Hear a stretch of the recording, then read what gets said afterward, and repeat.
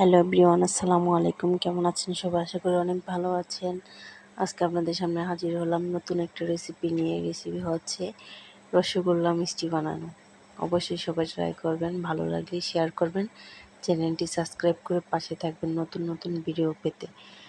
প্রথমে আমরা কি করে মিষ্টিগুলো বানাবো সেই প্রসেসিংগুলো দেখাচ্ছি।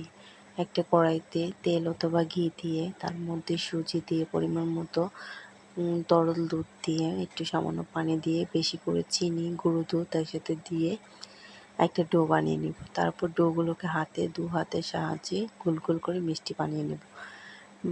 গোল গোল করে বানিয়ে নিয়ে তারপর একটা প্যানে গরম তেলের মধ্যে ডোগুলো ভেজে নেব।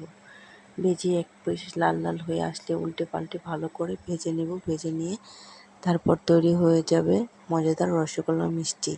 মিষ্টিটা দেখতে যেমনটাই হোক না কেন, খেতে কিন্তু দারুণ হয়েছিল। অবশ্যই সবাই ট্রাই করবেন। ভালো লাগলে আমার চ্যানেলটি সাবস্ক্রাইব করতে ভুলবেন না যেন। তারপর সেই চিনির একটা শিরা বানিয়েছিলাম, শিরার মধ্যে মিষ্টিগুলো অনেকক্ষণ প্রায় 3-4 ঘন্টা চুবিয়ে নিয়ে তৈরি হয়ে যাবে মজাদার রসগোল্লা মিষ্টি। খেতে সেই ছিল, সেই স্বাদ। আসসালামু আলাইকুম।